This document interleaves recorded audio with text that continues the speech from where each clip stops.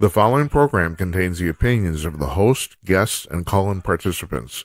These do not necessarily represent the views of this show's distributors or sponsors. This program may contain obscene, profane, or otherwise objectionable language. Viewer discretion is advised.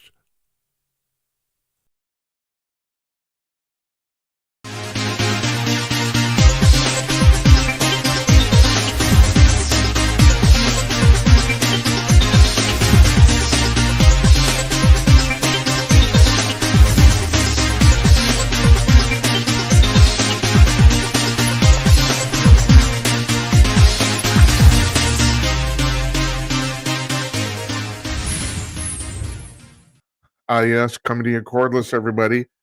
It's Monday, March 18th, 2024, 11 p.m.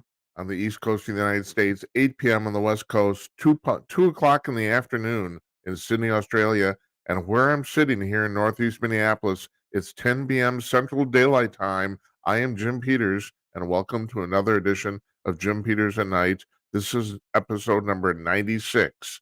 So if you're counting, well, you don't know this, we're taking Thursday off.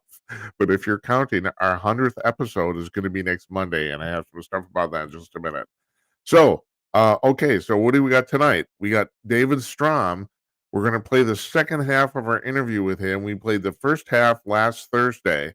And if you want to go, excuse me, I got a message on my screen here. If you want to go see that, you should, because he's really, really interesting guy. So we're playing the second half tonight.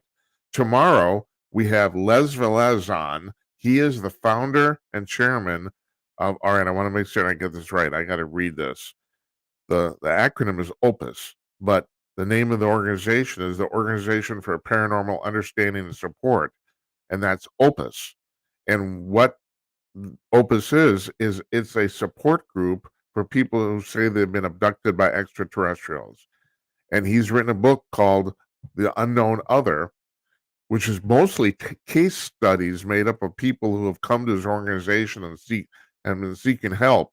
And if you think the regular ET abduction stories are weird, holy shit, man. Are you in for a surprise? So yeah, we're going to talk to Les tomorrow about some of the people that have come through his organization and some of the stuff that they say has happened to them. And so here's my deal on this. Yeah, maybe some of these people are crazy, but if seriously, if any one of these stories is true, the whole phenomenon is proven. It's really unbelievable. It's kind of the opposite of what Carl Sagan said, extraordinary claims need extraordinary evidence. It's actually the opposite. If you have like 10,000 abduction reports, right? If you can prove any single one of them, the phenomena is real. It doesn't matter whether 99% of the people are lying. It doesn't, or making it up, or hoaxing, or crazy. It doesn't matter. One of them is real. It proves the whole thing.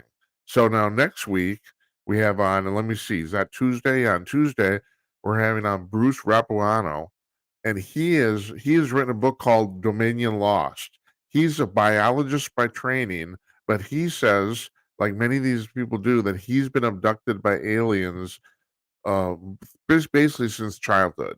That's been happening to him more or less constantly. And his book is, I've been reading his book. I'm pretty much finished with it. I have to say, scientifically, it's quite dense. Now, he's not a physicist, but there's a lot of physics in the book. And he basically goes on to prove, like many of these people, he says he's been telepathically not communicated with by the aliens, and he thinks there might be some he thinks it might not be natural. There might be some technological component to it, even though he fully admits not everybody who says this happened to have an implant or any sort of receptor technical receiver inside of them. But he says nonetheless he thinks there might be and I've thought this too. I don't know if the idea that the ETs can communicate telepathically has been basically legion. I mean, everybody says this, but I don't know if it's natural. I don't. If your technology was 10,000 years in front of ours, folks, think about this. You haven't even had your iPhone for 20 years. Not even 20 years. What, 17, 18? You know, I mean that. Okay, all right. The 18 years, right? We've basically only had personal computers for all practical purposes for 30 years. I bought my first PC in 1989. It didn't run Windows 3. It ran Windows 2. Have you seen Windows 2? And Windows 2 was bullshit. That's the reason you've never heard of it. All right, and that was what, 35 years ago. And I paid in 1989 money. I bought at the Sears Computer Center. Yeah, you heard me right, Sears. I spent $2,000 in 1989 money, which it'd be about $4,000 or $5,000 today. Meanwhile, this I'm in Micro Center last week. I'm looking at the unlocked cell phones. I don't know if you're familiar with the Blue company. That's spelled BLU. They're claim to fame, and they're very, very good at it. They make really, really cheap but decent Android cell phones. You can get one for $70. And okay, it's not as fast as your iPhone 15 Max. No, it isn't. It still gets the job done. It's not terrible. It's $70. That's like Jesus. And that cell phone is about maybe 1,000 times more powerful than that PC I bought in 1989 for 1989 money, $2,000. I mean, this is crazy. So extrapolate that out 10,000 years. It's amazing what we'll be able to fucking do, you know? So anyway, Rapano's book, Mr. Rapano's book is about it's very densely scientific.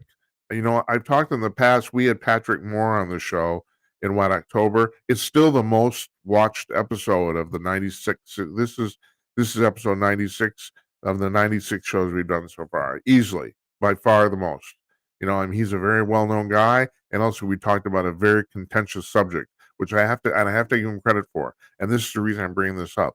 He explains climate change, or rather the folly of it, better than pretty much anybody on the planet can do. That said, if you read his book, it's not necessarily for the faint of heart. There are no formulas in it. A lot of charts and graphs. It's a lot of scientific stuff.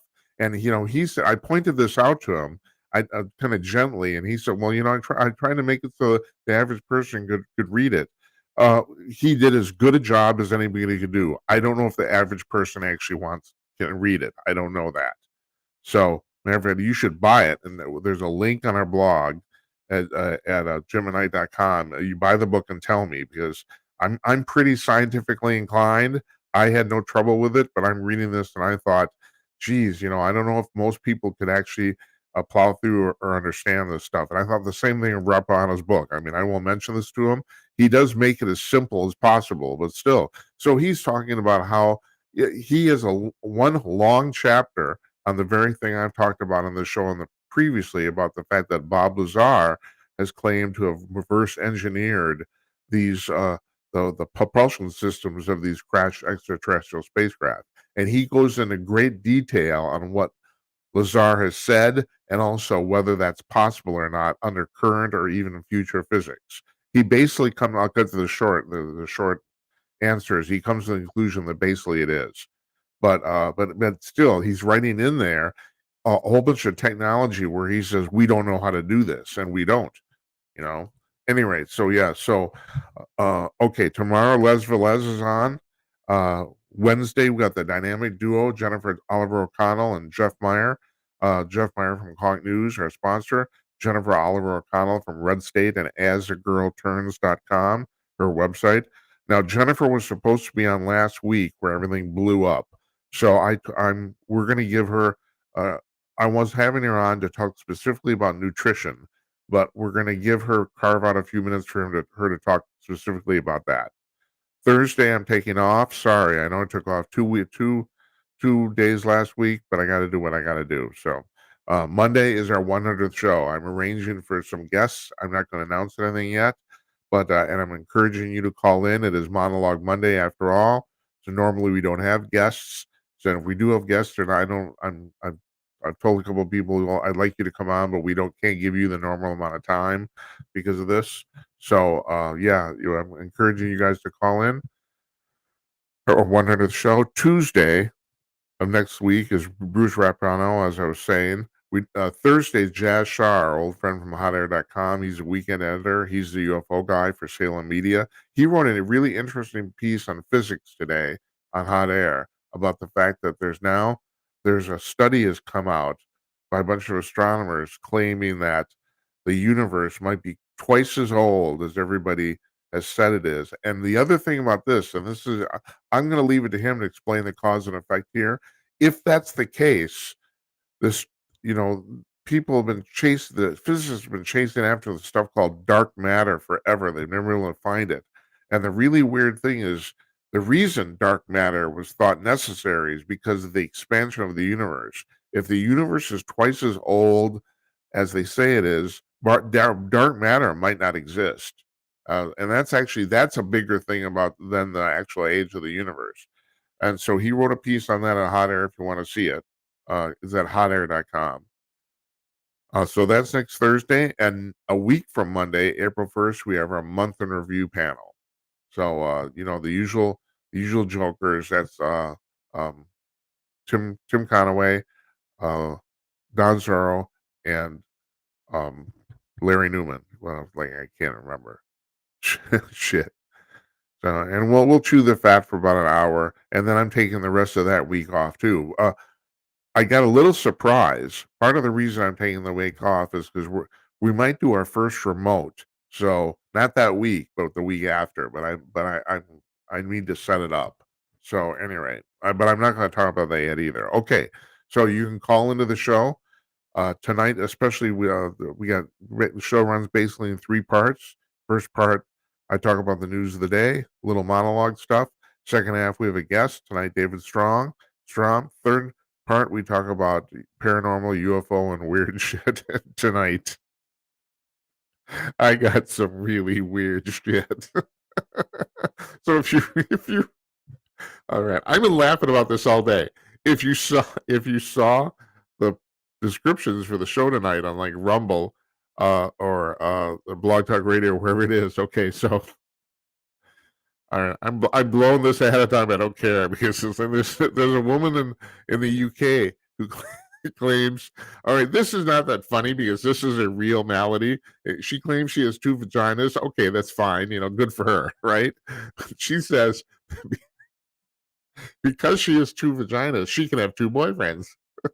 So they're each assigned a vagina. I cannot tell you how many people I sent this article to today. This is from the Daily Star. They're all printing crap, and I just love it. It's just crap. Well, there's a picture of the woman, so and also I did a little digging. She's been other places, so I guess she's real. I don't know, but yeah. So yeah, each boyfriend is assigned a vagina. And look at me, I'm laughing.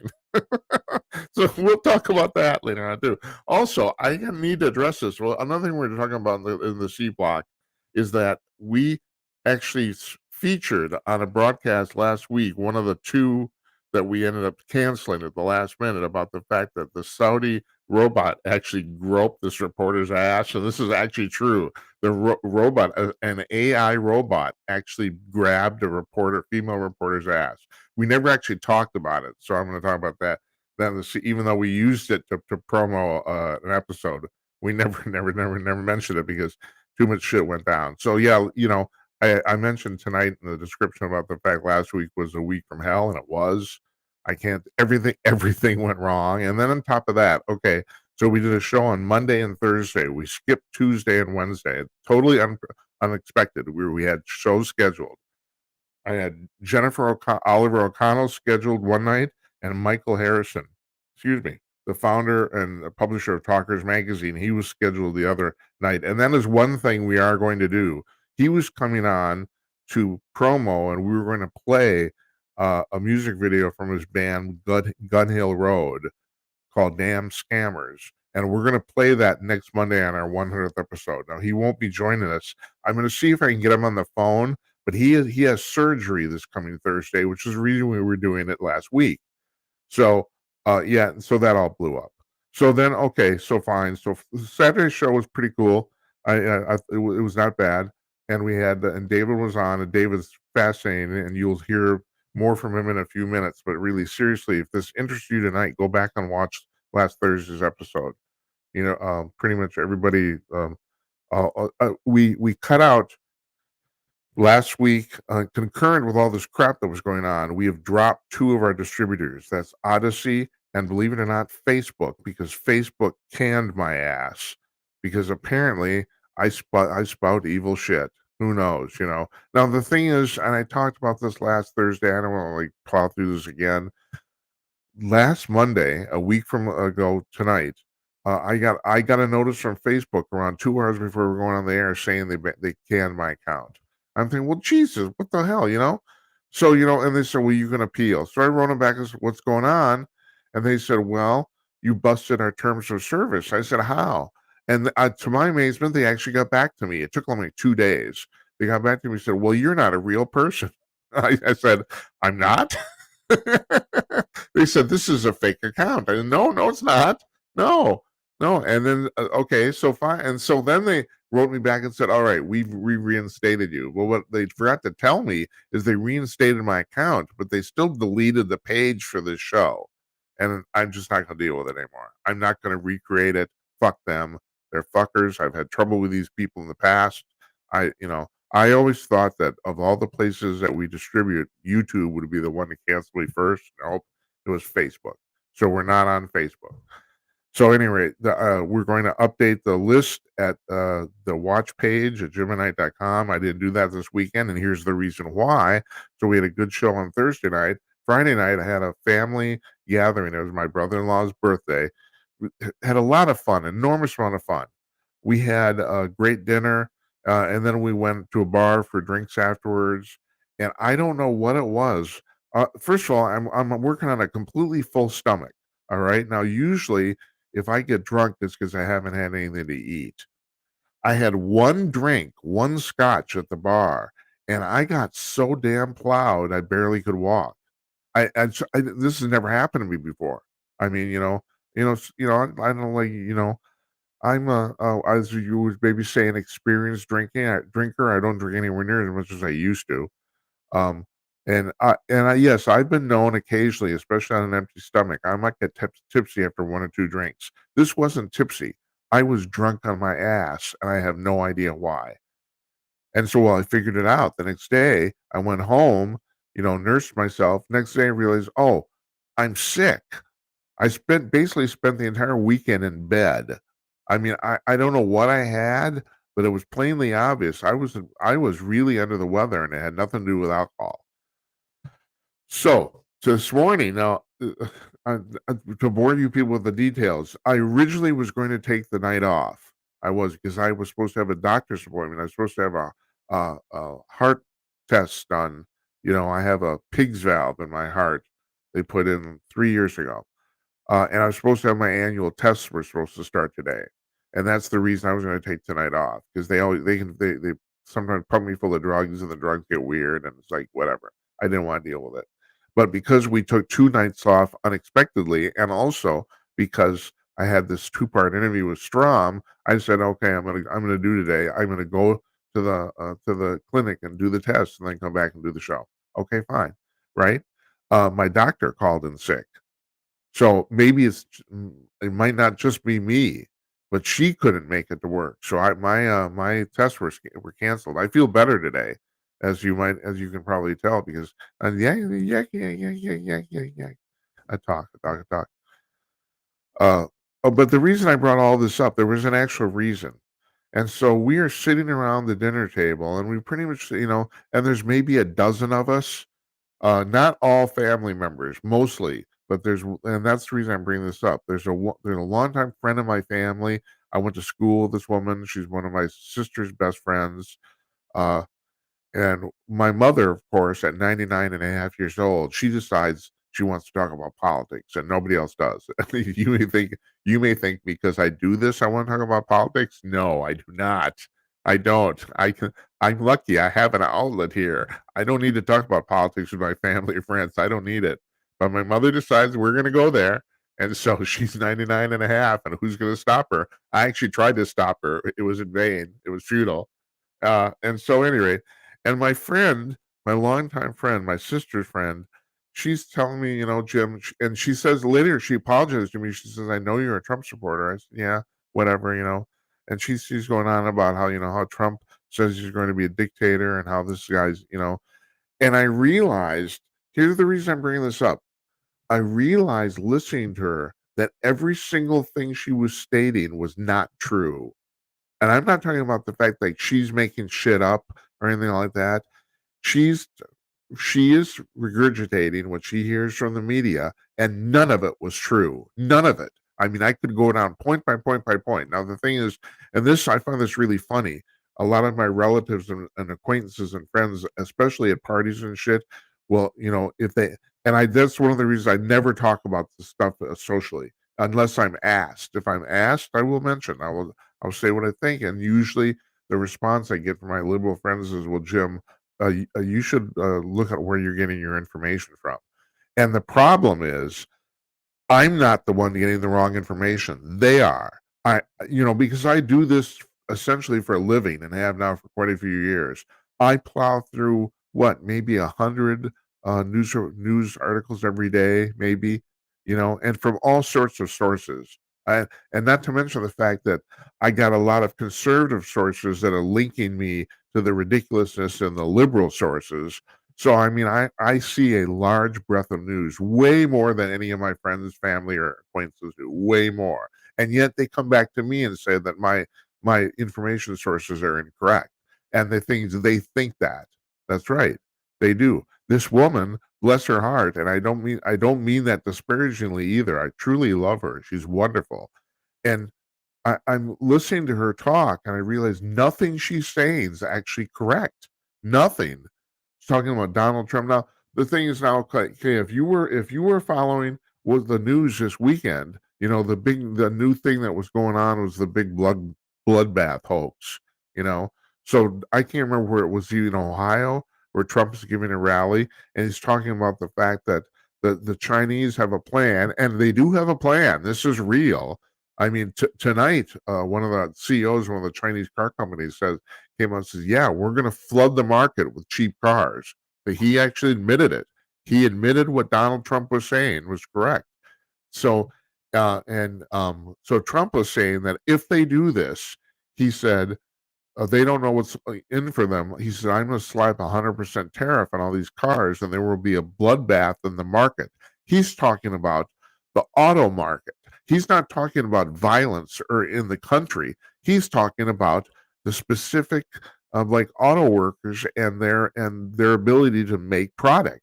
That's what he's talking about.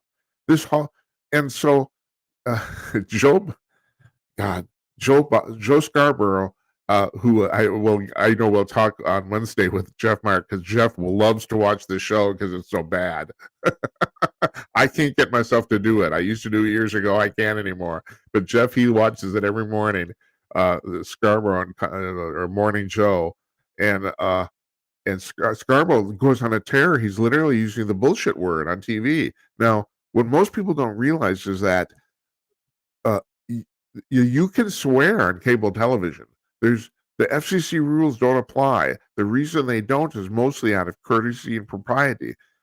Fox News they're pretty strict about it. They actually have I don't know if you want to watch Gutfeld, but on Gutfeld they swear and they beep shit out. But even doing that, supposedly they have a quota. They can only they can only say so many F words in a show. They've told them that, even though they beep them out, because I guess they just, everyone knows what they're saying. Well, the idea is that an adult would know. I mean, the reason we beep these words out is for children, not here, of course, because I don't care about your kids. I don't know. Well, they shouldn't be watching this. They shouldn't. First of all, it's 11 o'clock at night. It's like, secondly, your kids, no, you don't let your kids watch this. This is not right. Don't. But anyway, Scarborough's on television in the morning at 6 o'clock in the effing morning. I mean, you saying the bullshit word over and over again. He says Donald Trump is full of bullshit. Yeah, and it's like, yeah, he's talking about bloodbaths and all sorts of stuff. No, Joe, you're a liar. I mean, and I'm not the only person who thinks this. I mean, this is folks, these people are getting desperate. That's what's happening here. They are making stuff up because they've got absolutely nothing. Matter of fact, the only single issue they have going for them, and I will admittedly say this, and Trump has addressed this too, is the abortion thing. You know, that's the only thing where the public basically agrees with them. Every single other issue, they're completely in the toilet, and they know it, and they're losing badly. As a matter of fact, I'm starting to think they're actually losing worse than they think they are, than the polls suggest. Even though this was really weird today, um, supposedly Biden is completely cleaning up in the donor class department as far as getting people donating money to his campaign.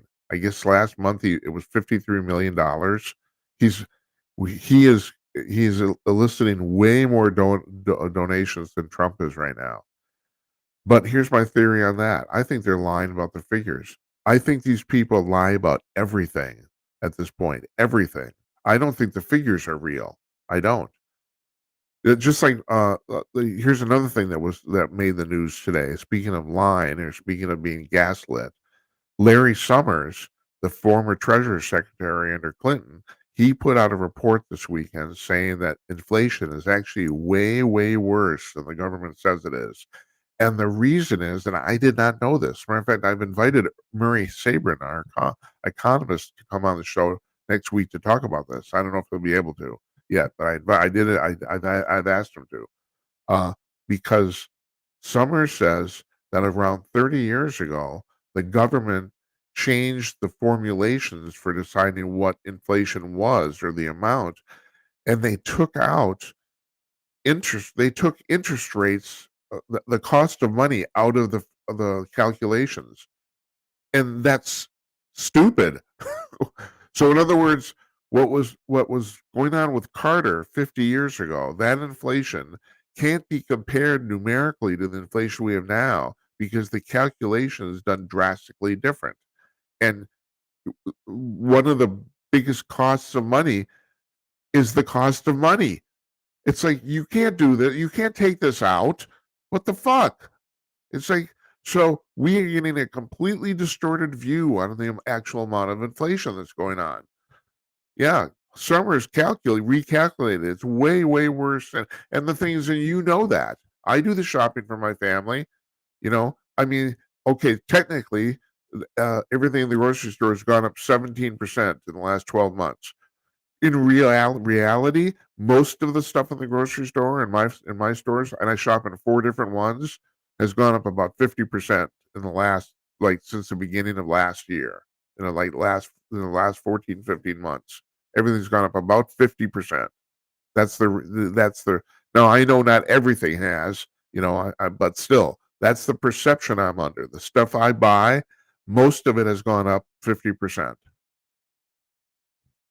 So you're going to tell me that?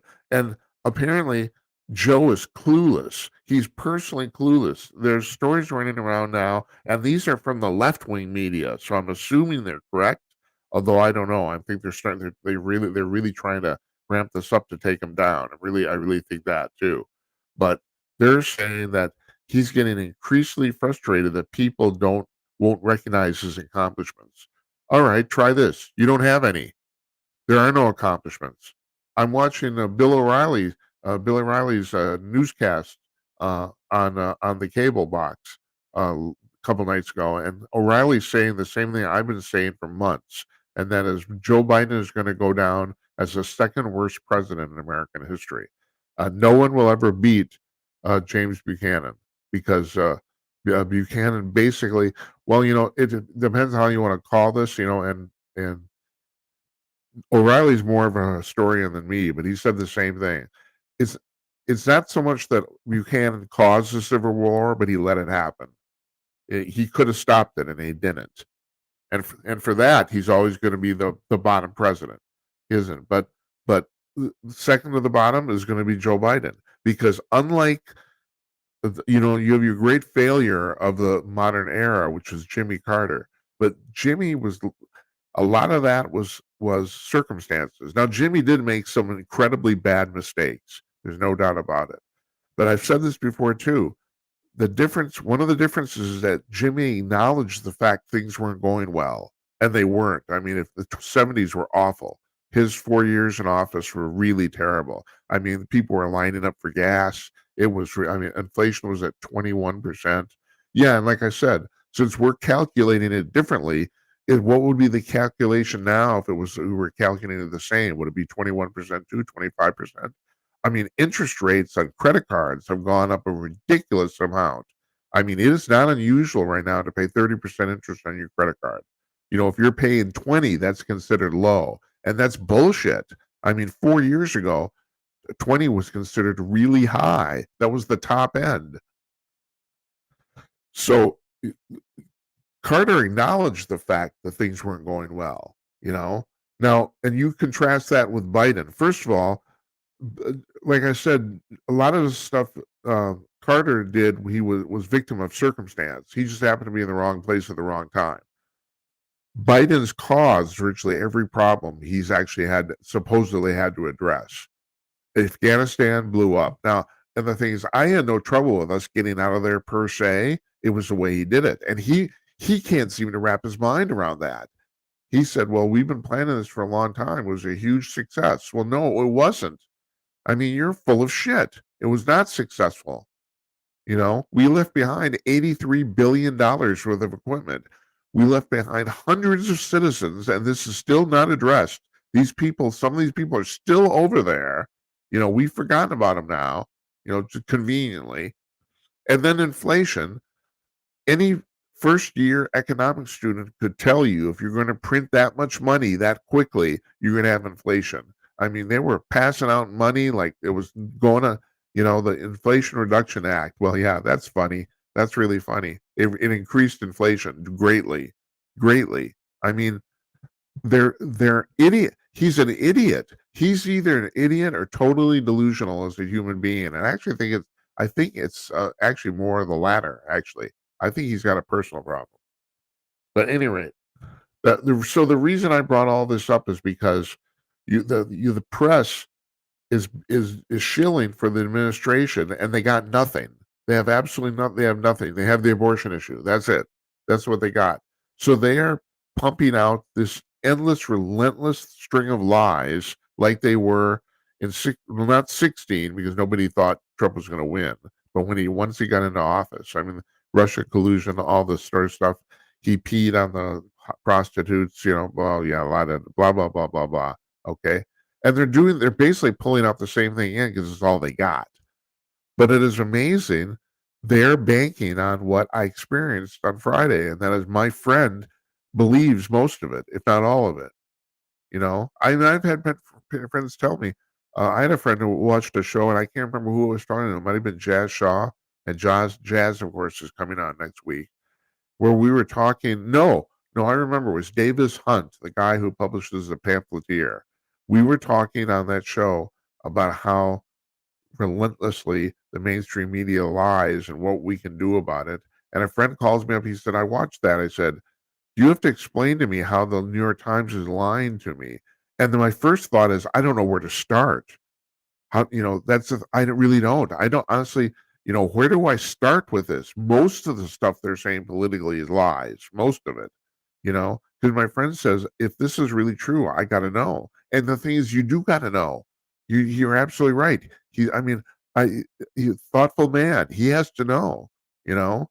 But like my problem is, where do I actually start? Explain it. Where? Where do I start explaining the fact that almost everything these people pump out when it comes to politics are lies? It's like I don't know, So my friend at dinner, she's saying all this stuff about Trump, and basically none of it's true. None of it. So you have to understand, folks, if they do this, keep pounding on this relentlessly. I mean, they might win. They might. That's the goal here. They want to win an election. Especially they don't. It's not so much they want Biden. Matter of fact, they actually the majority of the Democratic Party. I won't say they despise Biden, but they don't like him. They don't. But they don't want Trump. It's the same thing as in 2020. I'm going to bring Tim Conaway up because we agree to disagree on this. He says there was no election in. He doesn't say election interference. He said election cheating. There was no election cheating because most of the people didn't vote for Biden. They voted against Trump. And that's true. I know that's true. But everybody, 95% of the people who voted for Biden voted against Trump. It's like, you know, well, that's my story. I'm sticking to it. You know, tomorrow we're going to talk about Don Lemon as an idiot. what the, what was he thinking? Also, there's one other thing I need to point out. Speaking of Don Lemon, I need to point out about this thing with Joe Scarborough. Just somebody mentioned this on the Twitter machine today, and he's absolutely right. So about this person didn't know, but I know about 1 million people watch Morning Joe every morning. Okay, for cable, that's not you're not in the lead, but that's acceptable. It's the basically anything under 1 million is basically nothing. So they at least they've cracked like they're in the acceptable range for cable news. But the the post that Elon Musk made on Twitter that debunked the whole bloodbath hoax thing, excuse me, he posted the entire clip of Trump talking, whereas the mainstream media only posted like 7 or 8 seconds of it, the part where he said the bloodbath part. So he posted the entire like 15, 20-second thing, which put the whole thing in context. That's got 50 million views on the Twitter X. Yeah, so Scarborough's show, 1 million people watched that. 15 million people saw Musk's post. Now, if that, and then the whole reason I brought this up here, and then what I put in my outline is that if they keep lying like this, I'm talking about the mainstream media now, their credibility is almost shot already. It's going to be completely shot. I mean, it's amazing.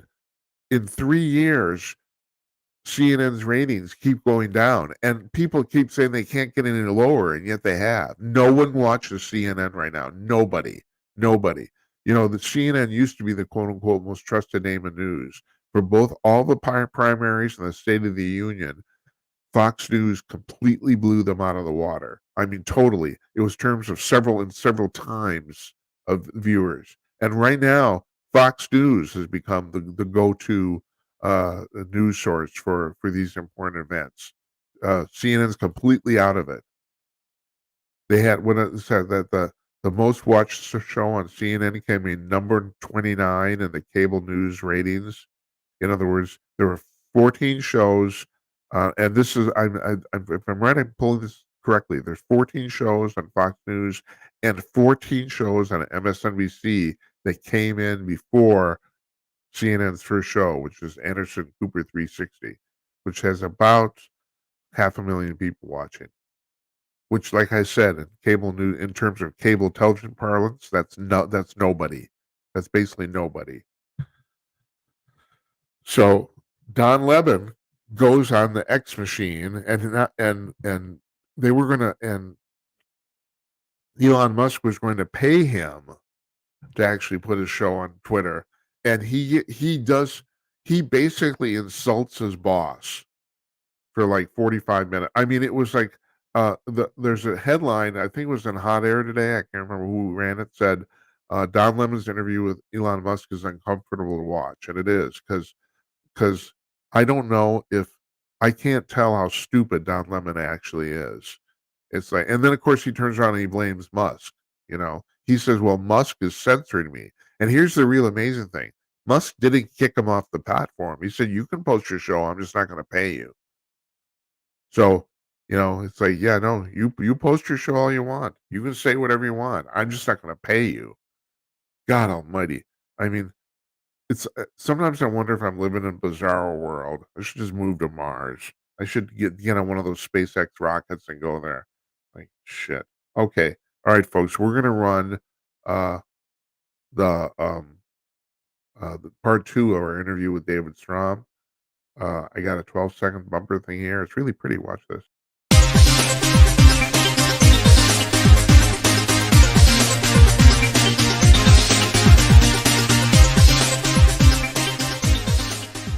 I got to run this by you, David. Tucker Carlson's always talked about the quote unquote replacement theory, you know, and at first I thought, well, I don't think that's particularly accurate, but after I'm stopped thinking about it, and actually I think it was a piece either in Hot Air or one of the town hall properties where somebody was writing about there was an apartment complex built in Colorado for homeless veterans. At the last minute, they turned around and gave all the apartments to illegal immigrants. And I thought, well, that's actually replacement. I thought, that's bullshit. Not to mention the fact, I don't think they realize what they've unleashed here. I think that people are getting really, really pissed off about this. And it'll be interesting. It's actually worldwide. I mean, here's the I don't know how sophisticated the thinking behind what they're doing is. There's no question in my mind that there's a substantial number of people who celebrate the fact that we are becoming a non-white society. Yeah. And they think it is to their advantage, or that being white is a bad thing, and we're the colonizers. And if you think that's an outrageous thing to say, just listen to what any leftist will tell you. Right. I mean, they say it. I mean, yes, that's right. Absolutely. And even Joe Biden has said, it's a great thing that whites are going to become a minority in the United States. In Great Britain, Tony Blair, the Labour Party, had an explicit policy to brown the UK for electoral purposes. And it wasn't a secret even. And it was going to be the New Britain. And you go back to their branding. I mean, it really was the New Britain. There's something wrong with the old Britain. We're going to have the New Britain. Uh-huh. So some of it is, I think, some of it's electoral, some of it's the ideology. And some of it, I mean, it's funny, the Democrats during the Bush administration, Roy Teixeira, I don't know how to pronounce his name, who is now sort of center right, but he wrote a book, The Coming Democrat Majority, and it was all based upon the idea of the browning of America, that there's this Democrat or demographic inevitability because minorities are Democrats, and we're browning America. And there were people who picked up and ran with it. I mean, it's not outrageous to talk about the Great Replacement theory, because this, in the first decade of the 21st century, the Democrats were openly talking about this. Mm-hmm. So now I think it turns out, and even Teixeira says, well, this is a mistake, because it turns out that the idea that minorities are permanently Democrat is a flawed idea, because Democrats took from this idea, the idea that they were going to be a permanent majority. Yes, but it is in the short term it would work, wouldn't it? Well, in the short, yes, because there is a delay. Yeah. I mean, if you look, that whole idea was based not on the belief that blacks are necessarily socialists or that Hispanics are necessarily socialists. I mean, if you look at their, them ideologically, the median black person and the median Hispanic person is more conservative, yes, than the median white liberal. Right. Let me run an idea by you. Sure. Do you think that over time, okay, so all these brown people have come into the country, there's the assumption the vast majority of them are going to vote Democrat, but over time that will be less and less and less. It does seem, as time marches on, it seems like more people, and I don't know if it's because they get older or what, more people become more conservative. I mean, that just seems to be the case.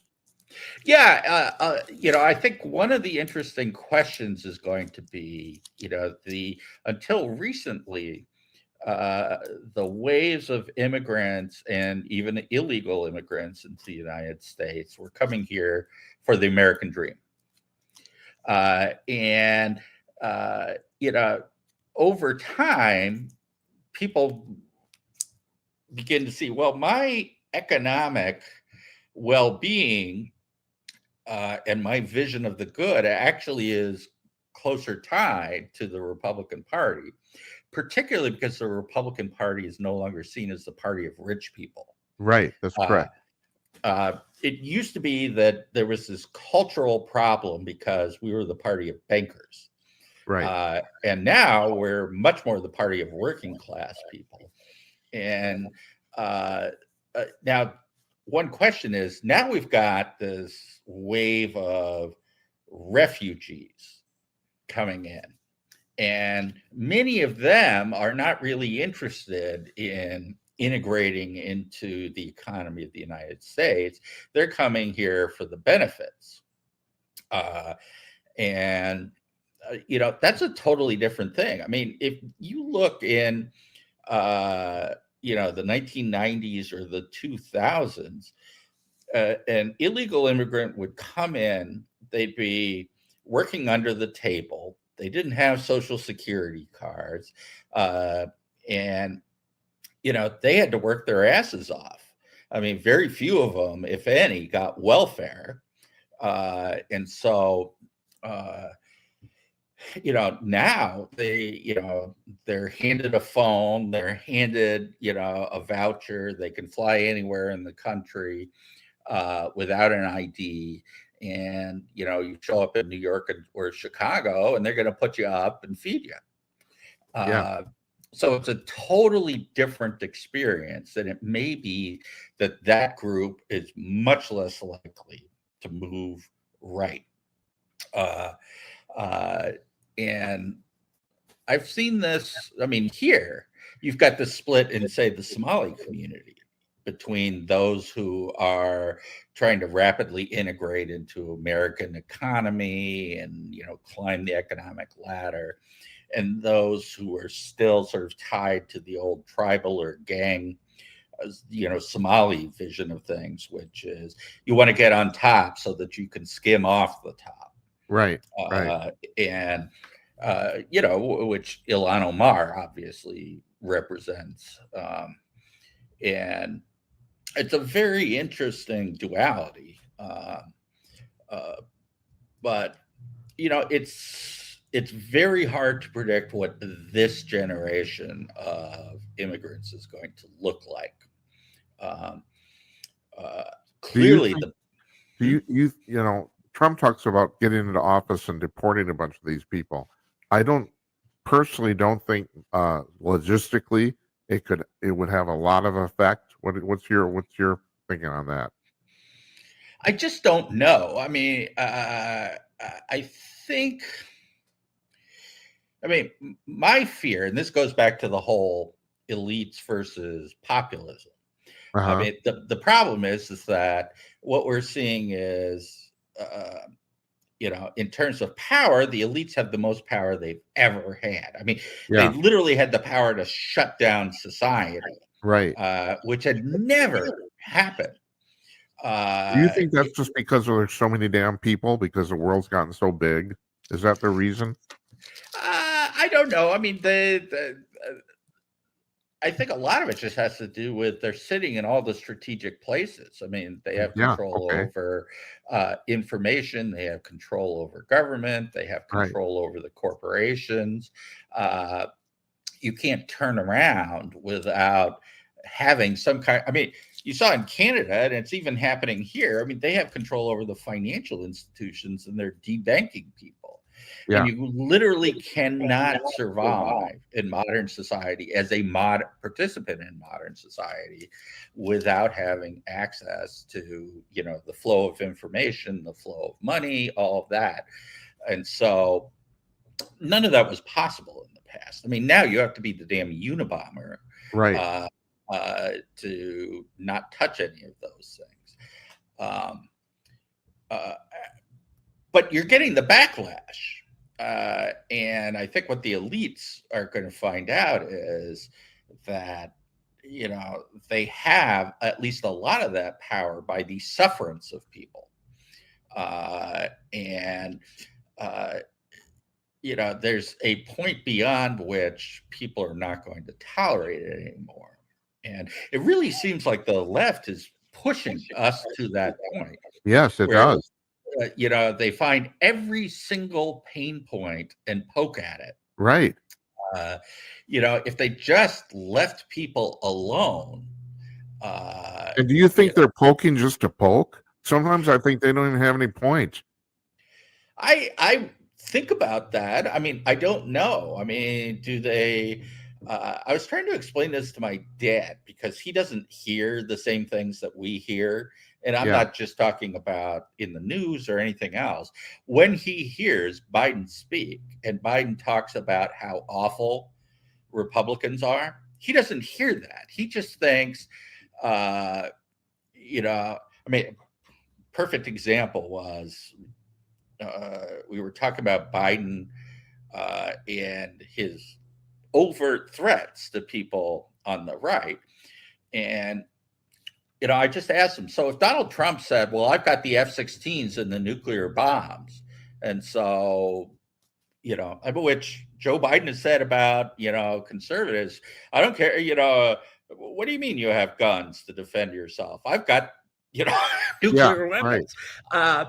You know, if Donald Trump had said anything like that about dealing with the left, I mean, the left would be tyrant and everything else. My dad didn't even he didn't register with him. Literally, it just, How old is he? he's 80, but he's Uh-huh. very, I mean, he's as sharp as he was in 1960. It's just that, um, it's inconceivable to him that a liberal would act like that. And so he doesn't hear it. Right. I asked him about the lawfare. Say in New York City, I just asked him, a couple quick questions. Do you believe? I mean, Donald Trump uh, lost the case against Letitia James, in which he was fined $500 million, Yeah. uh, based upon, the phoniest of phony claims about his overvaluing his property. I mean, they actually, one of the pieces of evidence is that Mar-a-Lago is worth $18 million. Yeah. Well, a house on a fifth of an acre next door to him is worth more than that. Way All more. right.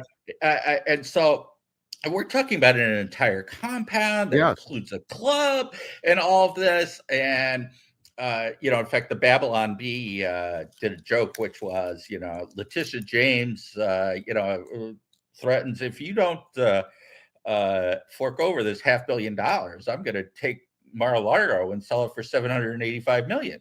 You know, Yeah. Right. Right. um, At you the know, end of the day, that whole basically they accuse Trump of filling a form out wrong. That's basically yes, what it comes down to. You and know. they want $500 million. Yeah, $500,000. Right. Nobody And it was, lost any money. Nope. well, more than that, the people who he supposedly defrauded testified on his behalf and said, we want to do business with him Yeah. again. Right. Uh, and so I just asked him, does that seem reasonable to you? And he says, well, I don't know how much Mar-a-Lago is worth. And it's just like, well, don't you see? I mean, forget whether this is Trump or anyone else.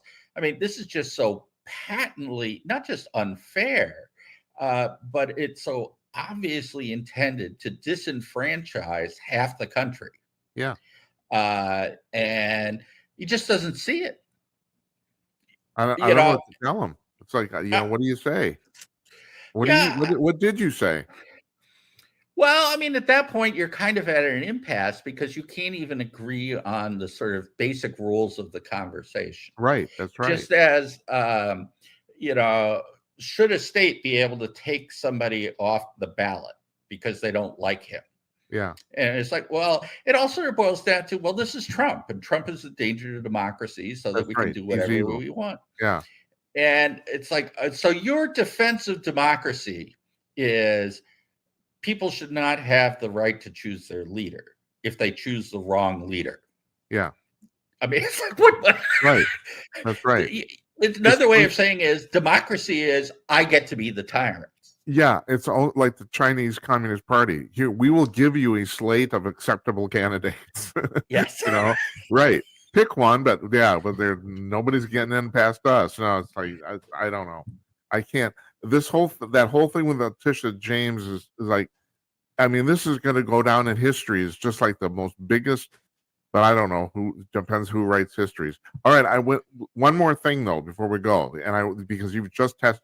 So you were talking about Trump, and I know basically you tell me if I'm miscategorizing this. You don't like the guy personally, but it's like basically you think, well, he's definitely the better of the two alternatives, and so you wrote a piece about COVID, about his handling of COVID.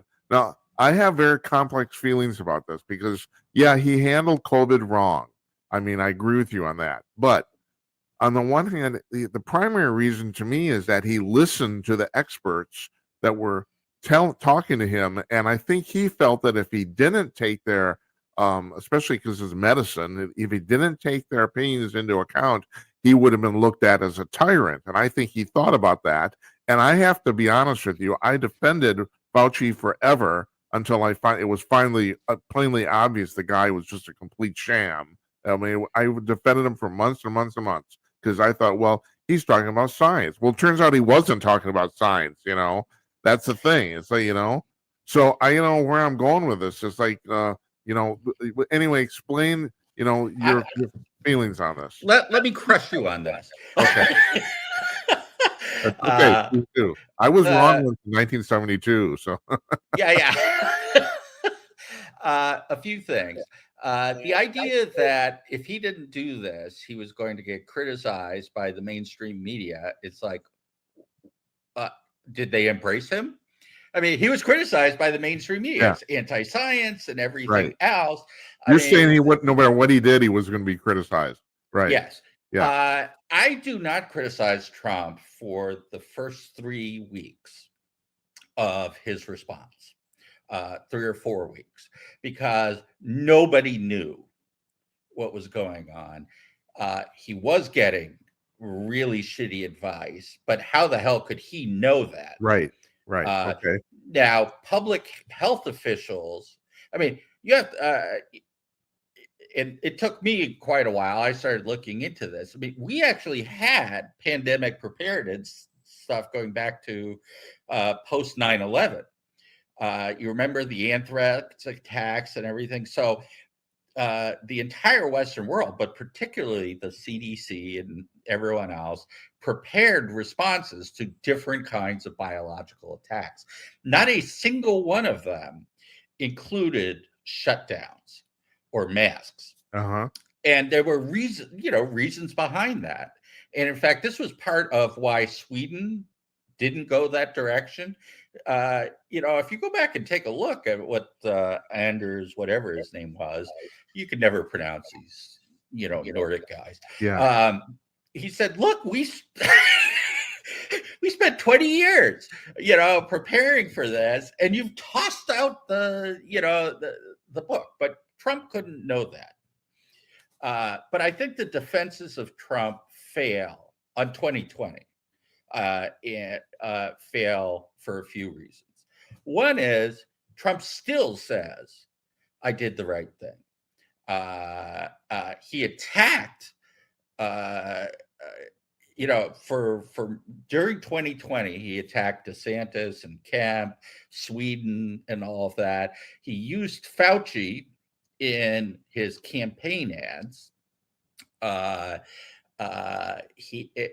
You start going down the list, and I've seen defenses of Trump that he was doing 4D chess, and now he's exposed all these people. It's like, oh, okay, so we'll let the whole world fall apart. Just see, it's like, well, we already knew these people were bad. I mean, he ran on getting rid of the swamp. So there's that. Now, I actually think that Trump's failure on this, after what was undeniably an incredibly successful presidency, despite the fact that everything was thrown up against him, and every institution in the country was against him. The reason why he failed on this is, you touched on it. The virus is something that you can't reason with, that you can't bully. I mean, how does Trump win?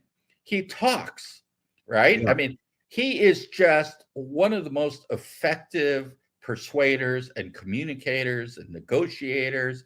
And he knows how to bully people into doing what he wants. And most of the time, as much as you want to strangle him for the things that he says, because he is undeniably an asshole. Yeah. Yeah. That's right. He is fighting for the right things. Right. But you can't do any of those things. There is no strategy or technique that Trump has at his disposal to deal with something like a virus. And so he essentially gave up and said, hey, you do it. Yeah. And that was a terrible mistake. And the problem was, once it was clear that he was going in the wrong direction, and it became abundantly clear relatively early, certainly by summer, that we were just moving into this tyrannical state. Trump is utterly incapable of just saying, well, that was a mistake.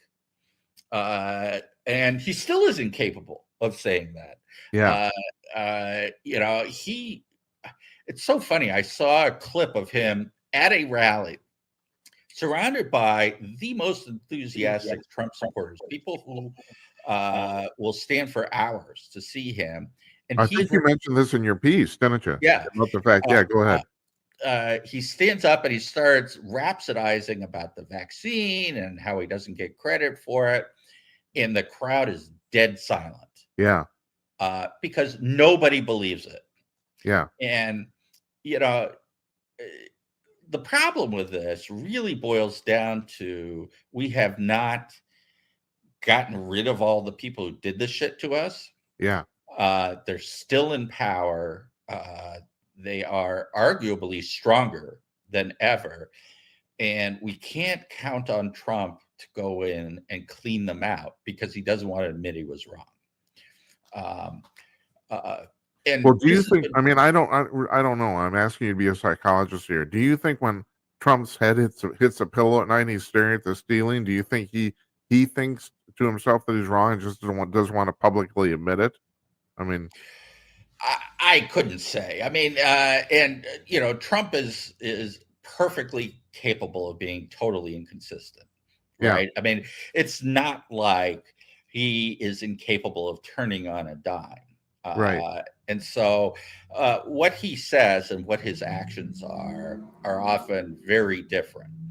I will tell you where Trump was best was foreign policy. I don't think we've had a president, and I've gotten myself in trouble for saying this, but I believe it, a president better at foreign policy than Trump, at least since George W. Bush. And the amazing thing is, this was supposed to be what this guy was going to be the least good at. That was the amazing thing. Yeah. Look at the world before Joe Biden came in. Yeah. In fact, I've got to find this. In fact, I was looking for it today, but I have to write so quickly that I didn't have time. Anthony Blinken wrote a piece for foreign policy, and he wrote it right before 10/7. And so here he is, Secretary of State. And he was bragging about how he doesn't even have to worry about the Middle East anymore. Oh, yeah. Right. I remember that. I read that. Right. Yeah. And it was published. The paper version was published already by 10/7. Yeah. The online version, they revised it. But the reason why he didn't have to worry about it was the Abraham Accords. Yeah. The Abraham Accords were, probably the most significant foreign policy achievement I mean, aside from the collapse of the Soviet Union, but in terms of negotiations, since God knows, I mean, I don't know. I mean, it had this dramatic impact, Yeah. and Joe Biden reversed everything. Yeah. Uh, and same thing. Everyone's talking. I love hearing how well if Trump were president, he would have handed Ukraine over to Putin. It's like Putin invades Ukraine under Obama. Nothing happens during Trump. Putin invades Ukraine under Biden, and you're telling me so? Putin gets Ukrainian land under Democrats, gets no Ukrainian land, and we start supporting them with weapons, which the Obama administration refused to do. And you're telling me that Trump would have handed it over? Well, we have a natural experiment. It was called the Trump administration. Yeah. Did not happen, Right. Right. You think that So, Trump has it's like basically it's like honor among thugs. oh, I think there's definitely an element to that. I mean, and a lot of people misunderstand the way that Trump manages things. Everyone looked at him sucking up to uh, Kim Jong Un, for instance, Yeah. or Xi Jinping, uh, and said he loves tyrants. And it's like, no, he understands That's tyrants. that's right. Uh, That's you what it is. know, they respond to flattery, and they get their backup when someone challenges them. And so what he would do was flatter them in public and challenge them in private. And Yeah. it worked. Yeah. And if you look, I mean, Russia was contained. Yes, he said all sorts of nice things about Putin, but Putin was contained. He couldn't move anywhere because Trump was unpredictable. All right. And Trump was handing weapons over to Ukraine. And so it's like, well, I don't want to fuck with that. And especially, look at what he did when Iran pissed him off. Oh, well, he just goes and kills the leader of, Yeah. their terrorist organization. David, don't you think this whole thing is kind of proof about the fact that people have kind of lost touch with the concept of deeds versus words? Yes. I mean, we live in, especially the way our news media is so oriented around talking and wording. Yeah, and then people say, "Oh my God, look at all the terrible things he said. Look at all the mean tweets." And yet, there's a method to the madness, And you'd think that people, and Trump's personality aside, I mean, yeah, maybe personally he is an asshole, but people seem to have lost track of that very concept about the fact that it doesn't really matter what you say, but what you do. I don't know. Well, and the thing about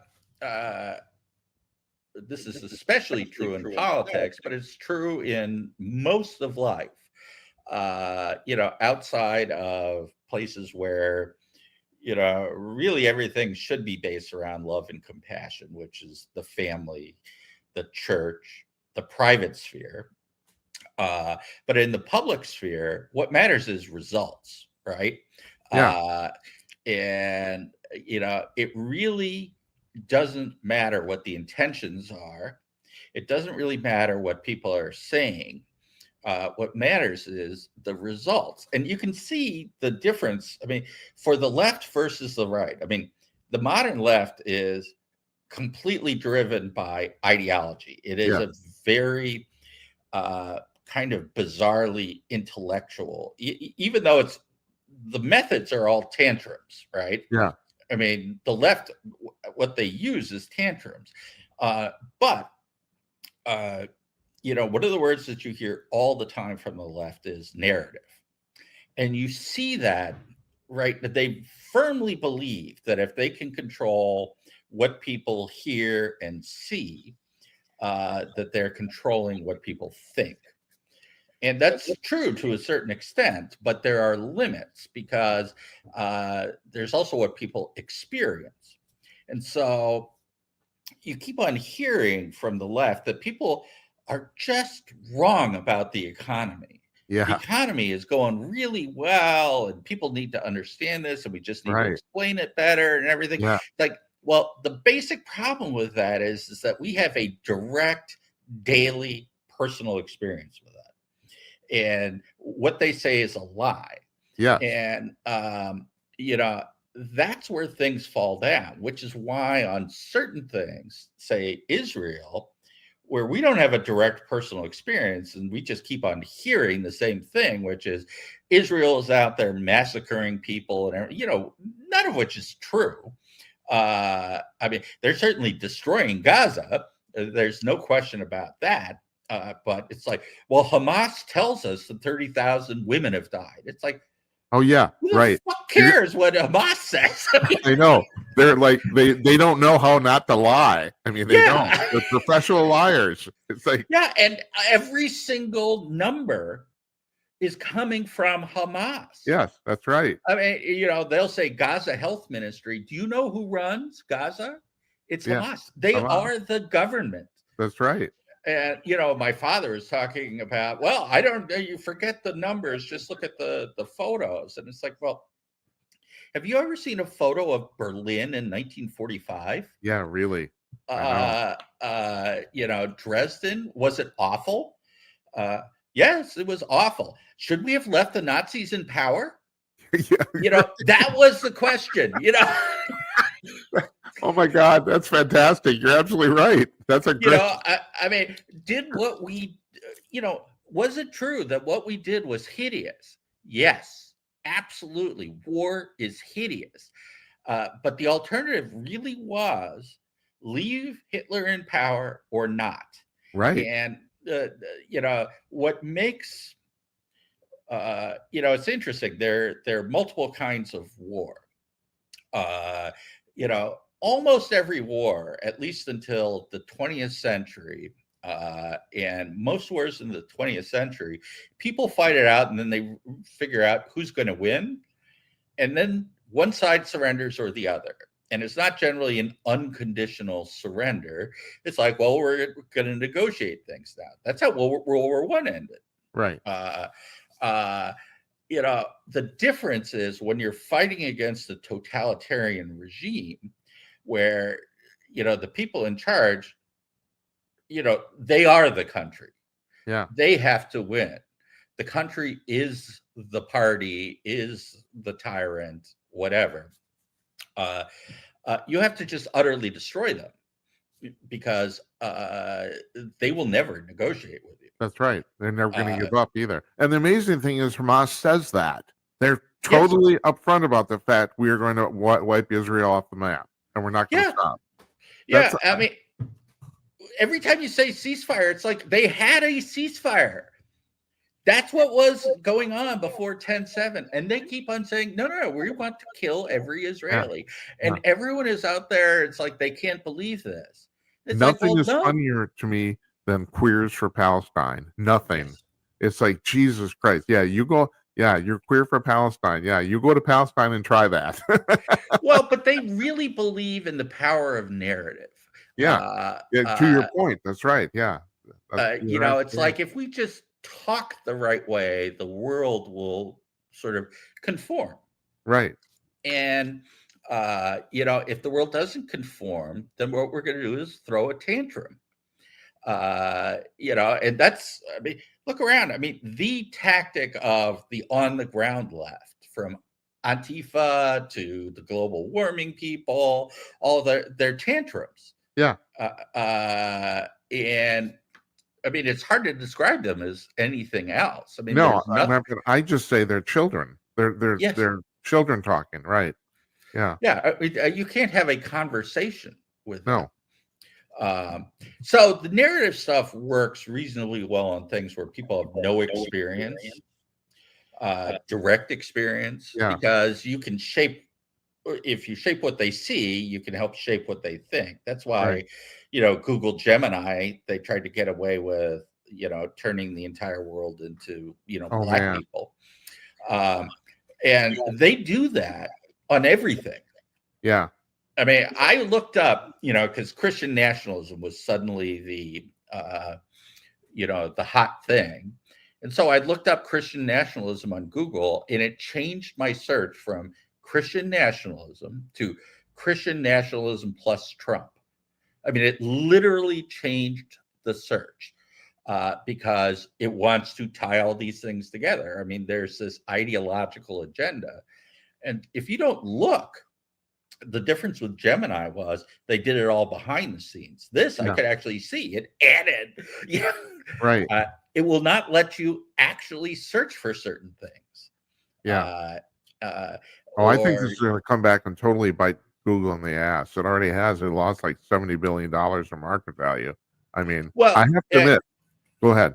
Go ahead. well, I was just going to say the big difference here was photos, and it was funny. You could see it and it was funny. Whereas if someone just said they screw with the algorithm, it's like, well, you sort of know it, Right. whatever. But this you could see, they think everyone is black. That's right. Right. And I got talk about funny. Nate Silver, of all people, good liberal that he is, he gets on the Twitter machine and he says, I don't believe any of this. I'm going to go check. And he comes back a couple days later and said, nope, they were right. Yeah. Everybody's black. I had a conversation with a Republican friend of mine who is still, in the world where he believes in the good intentions of everyone. We just disagree on stuff. So we can sit down and have a conversation, but everyone's of goodwill. And I wish that were true. I used to believe that. It's just not. And so, I asked him, I forget what it was, but there was something that was in the news that day. It was the 300,000 illegal immigrants that they were just letting cross the border in planes and handing them everything. You apply and you can fly from anywhere and fly to anywhere in the United States, these illegal immigrants. And he said, no, that can't be true. That's absurd. They wouldn't let that happen. And I said, no, it's true. And he says, this must be exaggerated. And so I pull up the news story, and it was like from the New York Times or something, explaining the program, what they were doing. And he just said, why would they do that? It's like, you are assuming their goodwill. Yeah. And, I hate to say this. Every time we've talked, this has become what it always comes down to, and that is there's a whole bunch of people in our society right now that literally don't believe anybody would do this stuff. They think, well, no one would do that. That's either evil or stupid or something, and yet they're doing it. Yeah. Well, this is what the WPATH files. I don't know whether you followed. Oh yeah, I was going to ask you about that too, but it's like shit. We've been talking for well over an hour. hour and a half. Yeah, I know. Let's wrap up with that. Yeah. Okay. Let's. I mean, because what was revealed in the WPATH files is nothing that I didn't know. It was just more obvious, and you had video, but people don't believe this. But you go through and you have all these people at the World Professional Association for Transgender Healthcare, when they're talking among themselves, say kids don't know what they're doing. There's no informed consent. They have no idea. I mean, if we try to tell them that they're never going to be able to have kids, either they don't understand it, or they don't understand that chances are they'll want to have kids at some point. They're talking, I had a patient who died of liver cancer after I put her on hormones. There's all the, horrible stuff that you're reading. They know what they're doing. And the problem is that, when you hear about it in the news, they're always talking about this is gold standard healthcare. It's perfectly reversible, all this stuff. I mean, they just flat out lie. Yeah. And they're making billions of dollars off of this, but people won't believe it because it is so evil. Yeah. And it is very hard to reconcile the notion that doctors can be evil. That is not how we think of doctors, and it shouldn't be. Yeah. Uh, uh, but we have seen that there are psychopaths out there. Yeah. Well, And can I reference, and I can't remember if you wrote about this or someone else at Hot Air about this article about somebody was writing about trying to justify the fact that every person should be able to determine their own sex. that was me, yes. That was you. Okay. So the thing is, I read this and I read the breakouts and stuff like that. And what occurred to me is, and even you said this, that well, forgive me if I got this wrong, but you said that internally this seemed to make a lot of sense, and Yes. it did, except for the one thing, the very first premise, and that is they're fucking children. They Yes. don't know anything. I mean, it's the most basic thing. And we have 2,000 years of civilization. We don't let kids decide anything, And so this person goes, well, these people should be able to decide that they're not people, they're children. It's like, how stupid is this? I don't know. But the reason why we don't let them do this is that we believe that there is something called the good, there's something called health, there's something called rationality, and the post 19th century world, the entire I have no idea why it does that. But we live in the post-God era, in the post-nature era. And so everything boils down to will. All right. And once you decide there is no good, is no rationality, actually what we're doing to children, and they will say this too, I mean, which is why they say you should go no contact with your parents, you know better, all you need is love. Anyone who tries to thwart your will is denying your existence, because your existence boils down to your will. Yeah.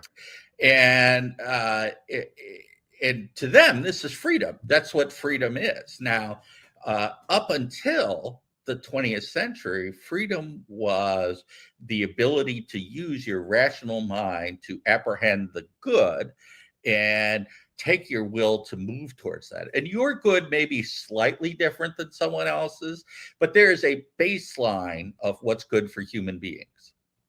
Now, I mean, if you think about it, I know that a lot of people are thinking, well, of course, there's something like health, right? I mean, that's something that is, incontrovertible. I mean, if you do something that's going to kill you, that's a bad thing, right? Yeah. Well, look at fat positivity.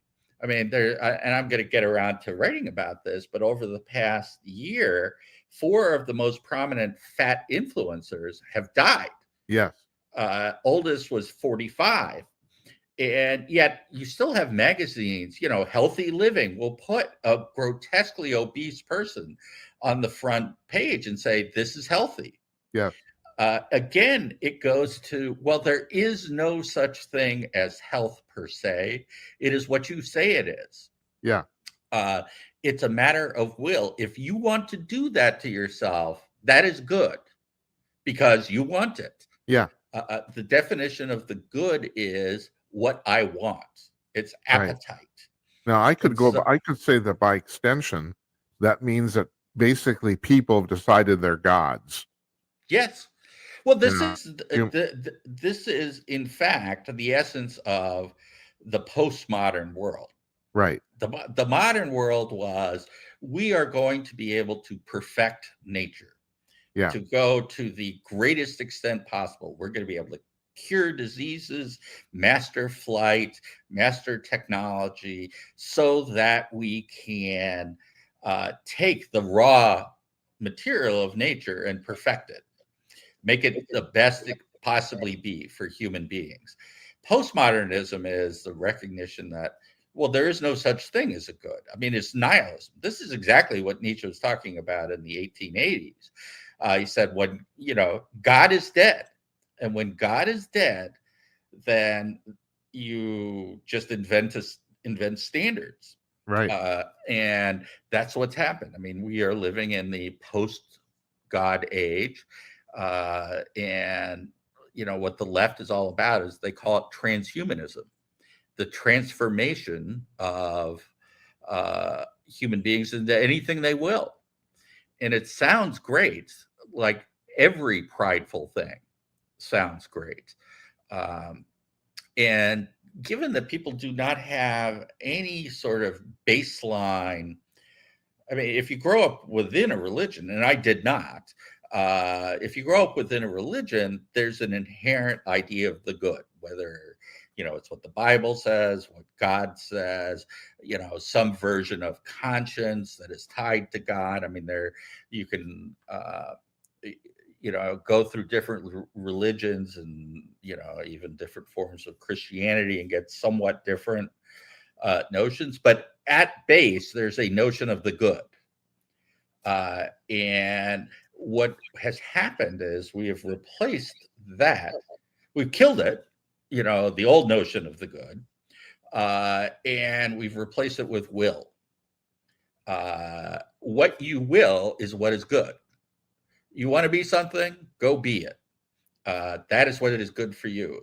I mean, if you want to stuff your face, to the point where you die at 40 or 38, that's healthy. I mean, health magazines will tell you that is healthy.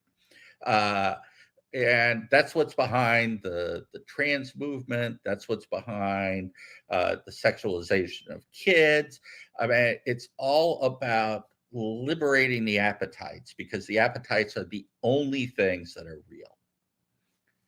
So, Well, that was really uplifting.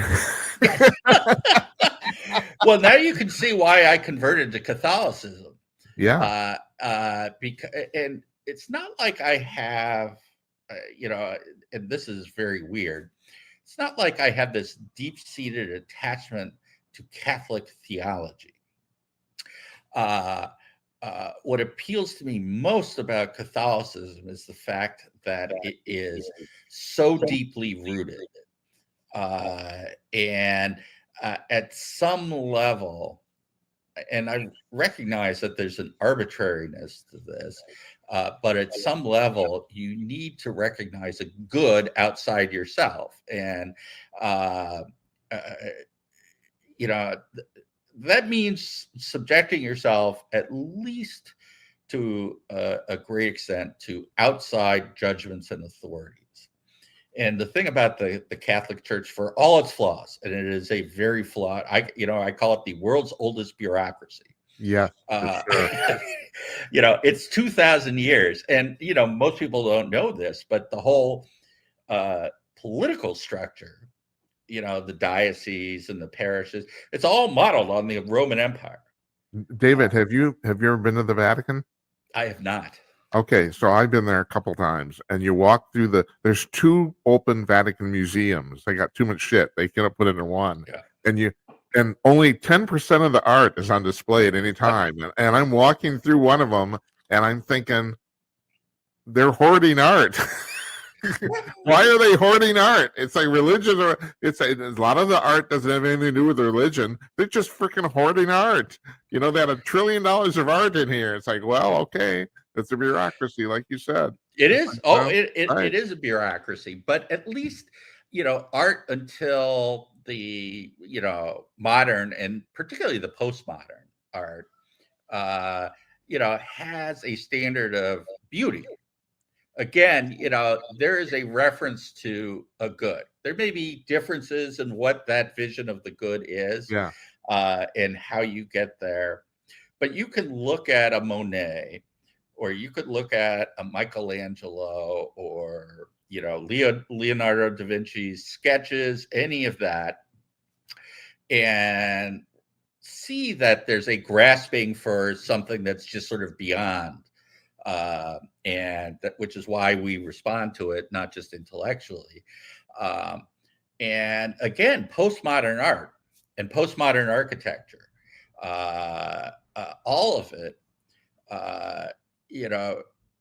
has abstracted away from that. I mean, the big glass boxes. Yeah.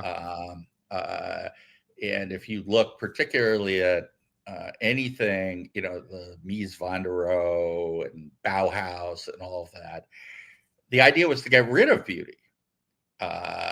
It was because that's imposing something on human beings. Here's a vision of the good. Well, you shouldn't Yeah. do that. So they put up a big glass box. Right. Uh, and to the point where, I mean, it really literally got to the point when you had a Mies van der Rohe building.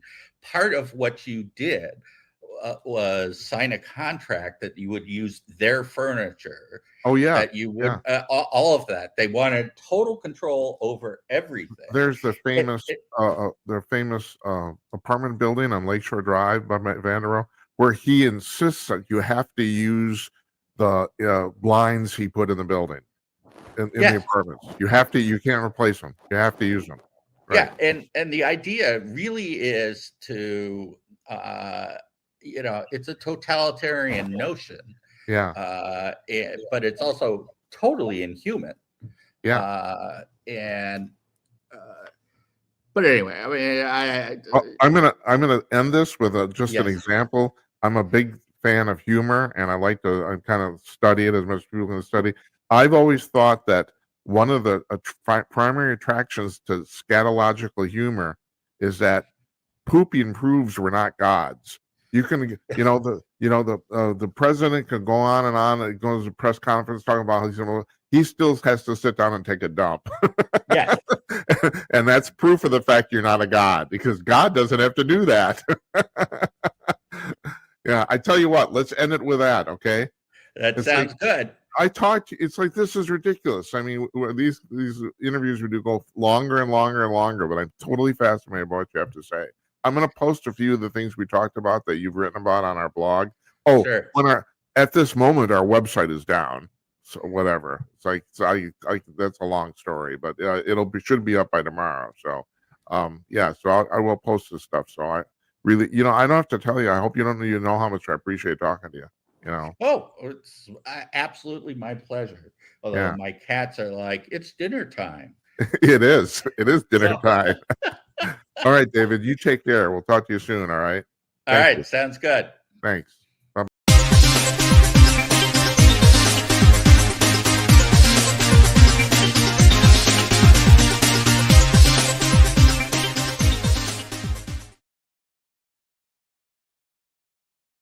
Oh, I gotta turn the volume up. That's David Strom from the Associated Editor of HotAir.com. He had an interesting comment there about the architecture thing. First of all, I have to recommend to you, if you get a chance, go to the Vatican. First of all, the actual St. Peter's Basilica, you could park 747s in there. It is, I think, the largest building I've ever been inside. It's enormous, the actual nave of the church. Absolutely huge. I saw it when I was 10 years old, and I still remember it literally blew my mind. It made me dizzy how big it was. Of course, I'm a little kid, and I'm also a little kid from a small town. But I've been there a few times since, and yeah, the Vatican museums are quite a trip because, man, I don't know if they need all that art. I don't know if they do, And then the other thing he was talking about the postmodern architecture, and he's right about Van der Rohe and Bauhaus and all this other stuff, and brutalism, which is absolutely that's the worst if you ask me. But it's a totalitarian thing, and we seem to, and we're doing this right now. Modern life seems to be drifting more and more to totalitarianism.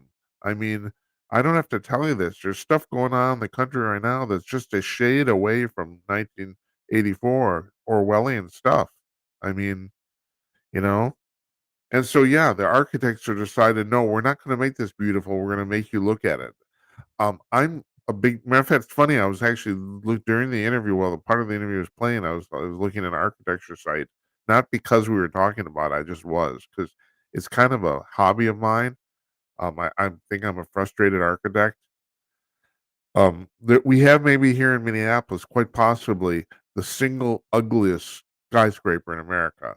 It is. I don't know what name it goes under now. It was originally built as the International Multi-Foods Tower, and it's about 50 stories tall. It's not a short building.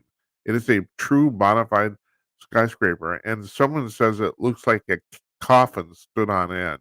It's really ugly. Owen Skinners and Merrill, they did it. They did it under cost and under time and under budget, and it looks like it. I mean, it's a really, really ugly building, and yeah. So, but we're gonna have to look at that for at least another 100 years. And yeah, it's almost like the architects are saying "fuck you," like they're giving us a middle finger. I don't know, folks. Okay, so we got a few things to talk about here before we end. Um, One is so I addressed this on Thursday, and I'm gonna keep talking about this. We're gonna have Jazz Shaw on next week. He's an expert on this stuff. The political shit going on with the UFOs in Washington. So the Pentagon put out a report about 2 weeks ago, I think it was. They said they plowed through 80 years worth of UFO files. They can find nothing in them that actually suggests that we're being visited by people from other planets. And Uri Geller, the spoon bending musician, and granted, I understand his bona fides are kind of dubious. I understand that's true, but he says in the 1960s he visited Werner von Braun at NASA, and von Braun showed him a piece of a crashed extraterrestrial spacecraft, and then von Braun showed him frozen, dead alien bodies. That's what he says. And he's absolutely adamant that this is complete bullshit. Now, I've never seen frozen, dead alien bodies, nor a piece of a crashed extraterrestrial spacecraft. But I will tell you it's bullshit too. It's complete, utter bullshit. I said that I was talking about this on Thursday. I don't want to spend a lot of time talking about it now, but a lot of people see this show for the very first time. This is only the 96th episode. Where do you think those goddamn Tic Tacs are coming from anyway? So here's the line of logic. I'm going to go through this again. The government has acknowledged that those Tic Tacs are real flying machines, right? Luis Alessandro, he said, we have definitively proven, that was his exact quote, that these things are real devices. They also violate all of our known laws of physics and also aerodynamics. They have no wings, no control panels, they have no obvious means of propulsion, and yet they fly around they make uh, our jets look like flying mice. I mean, okay. So here's the deal. There's only three possible places those things could come from. Either they're ours and the majority of the military does not know about them. And that's a distinct possibility, which I'll get to in a second. Or they're from our adversaries, namely China and Russia. Bullshit. They need, China is industrious, but China still basically gets their technology by still stealing ours. The Russians, bless their hearts, they can't do shit. They have no technological expertise at all. So to think that that China and Russia is putting these things up, that's bullshit. And also, as Senator Marco Rubio said, if that's the case, we even more to worry about than aliens, because if these people can do that, we are freaking toast. It's really true. It is. And also the thing is, the assumption is, if they have aircraft that can do this stuff, I'm not even going to say spacecraft. If they have aircraft that can do this stuff, why have they gone to war with? I mean, they would beat the shit out of us. You know, China could take over the United States. It'd be simple if with those things. All right, that's number two. Third thing is they're from off planet. So those are the three possibilities. Now, there's a possibility, a distinct possibility, they actually are ours. But where did we get the technology? We got it from crashed extraterrestrial spacecraft. Now, I've been on this soapbox for 30 years. People laughed and laughed and laughed at me. It's like, Jim's that stupid conspiracy theorist guy is talking about UFOs and shit. This is all I've known for about 20 years. And that is And this is the only thing I've ever actually claimed to know for sure. The U.S. government has in its possession at least 6 and probably 9 or more crashed extraterrestrial spacecraft. Why do I know that? Government documents. It's not a feeling. It's not, I'm not guessing. No, there's hundreds of government documents that talk about UFOs, hundreds. And then the next question, of course, is, well, why doesn't the press ever report on this? And my answer is, that's a damn good question. Why does the press report about the fact that Donald Trump said we're in for a bloodbath when actually he didn't say it? Well, why? There's there was a thing, we've talked about this on many times on the show with different guests on this show too, about the fact that there was a program in the 1970s called Operation Nightingale, where the CIA decided to pay basically went down a list of the top 400 journalists in the United States based on their notoriety and their renown. Right? Okay, so who's probably at the top of that list? Probably, or at the very top, or at least at the top 5 of 400, Walter Cronkite. Right? So they went down this list. You got Huntley and Brinkley. All these guys, all these people. All the big writers and editors for the New York Times. They were down the list and they contacted for these 400 journalists and offered to pay them. And here was the deal: we will pay you to either kill stories on our command or to report them incorrectly, one or the other. And believe it or not, so many journalists were so taken by the fact that government asked them to help that it was their patriotic duty. Some of them didn't even take the money; they just did it. They say that it's my patriotic duty to help out the government. This is pre-Watergate, so everybody thought the government. It's hard to explain to people that weren't around at the time. I was 18 when Watergate happened. That Watergate instantly and completely destroyed trust in the United States government and in America. I mean, up to that point, if the government asked you to do something, you assumed that the nation's best interests were at heart. And Watergate completely destroyed all that.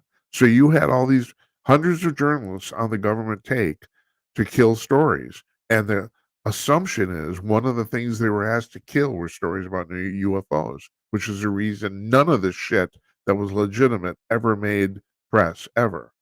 And now it seems like this thing that happened in New York Times in 2017, where the government was basically forced to acknowledge these UFOs are real. Now they're trying to stick this back in the bottle.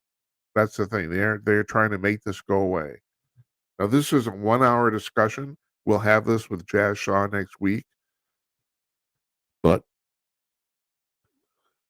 the politics on this are really, really obtuse and very, very layered and varied. First of all, there's people been for years to cover this up have been doing illegal shit. And if they get caught, they're going to go to jail, according to the law anyway. And they don't want to go to jail. And who could blame them, right? I'm going to tell you a story. I was thinking about this today. A good friend of mine, I'm not making this up either, and I want to point something out here. I don't make stories up on this show. I will often lie to to um, to conceal the identity of the person I'm talking to. So usually, sometimes I will lie about the places where these things happened or the dates because I don't want anybody to track down who I'm talking about because a lot of these people wouldn't want to be associated with the show at all. The guy I'm talking about here, he wouldn't mind being associated with the show, but he's passed away. And so I'm not going to mention his name. First of all, you don't know him, but and uh, he was a writer of relative renown. So he got hired by the Defense Department. While I knew I worked with him at a magazine. He got hired by the Defense Department, and his job was, and he was very good at this. He was supposed to take highly complex technical stuff and boil it down into basically layman's terms, so the hierarchy at the military, the generals and stuff, could understand what was going on. That was his. So he produced reports about technical shit the Army and the military was doing, so their own internal um, supervisors could actually understand it in layman's terms. That was his job, right? So he told me, once he said to me, he said, Jim, you would not believe the shit we're doing. And I said UFO stuff, and he said, no, way worse. I don't know what would be worse. I have no idea. But just to give you an example, he told me that once they flew him from Minneapolis to a field, and they put him in a limousine and drove him out into a cornfield in Delaware, in the middle of a field, where he met an army general who came in another limousine, and they got out of the car and had a conversation. And he said they did this specifically because they knew in the middle of that field there was absolutely no way they could be bugged. So they didn't go to a spiff room. They didn't go, no, in the middle of a fucking cornfield. He said he met this general and they had a conversation. They got out of their cars to do it. They're literally standing in a cornfield because they want to make absolutely certain this conversation would not be overheard. But the real amazing thing that my friend told me, he said, Jim, you have to understand this. If I told you what we were doing and I got caught, they would kill me. And he was being perfectly serious. And that's the thing.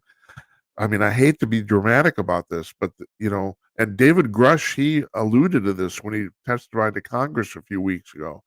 He said his life has been threatened, and he knows that other people's lives have been threatened. And from what I understand, my understanding is that people have been killed over this shit. So, I mean, and I don't know if you know this, murder is illegal in the United States. It's hard to believe under the Biden administration, but I think that's still true.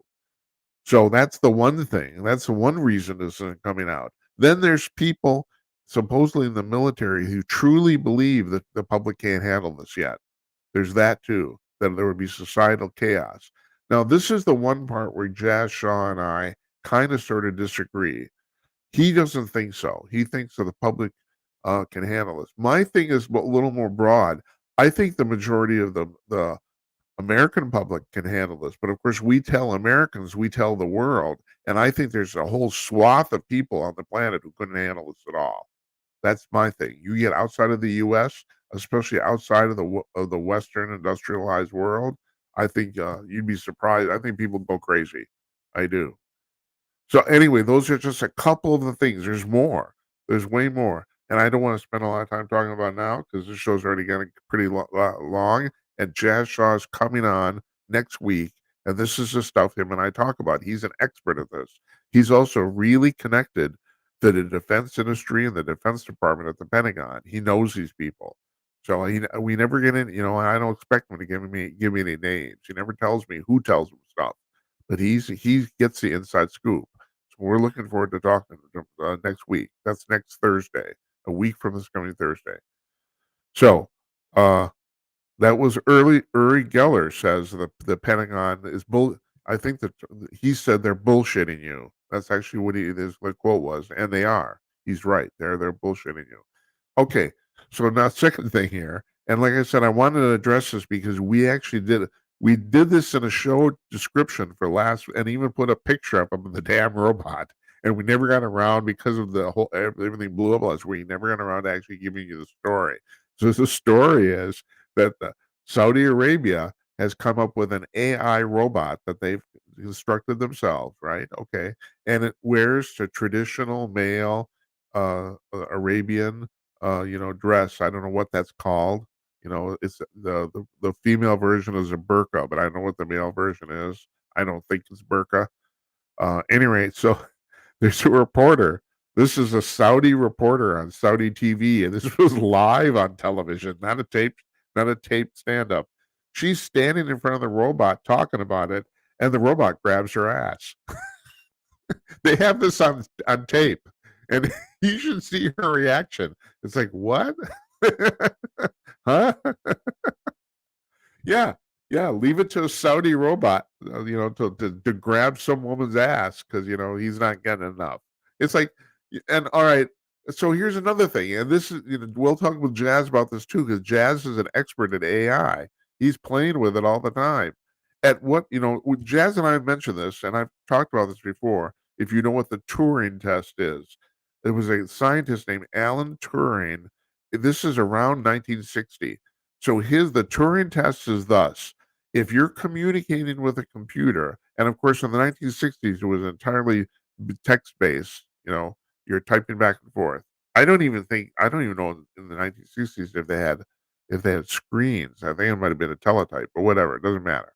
So if you're texting back and forth and you can't tell if if the thing texting back to you is not a human, if you can't tell by whatever the way it talks or whatever the way it phrases words, if it seems human to you, that means that the computer is sentient.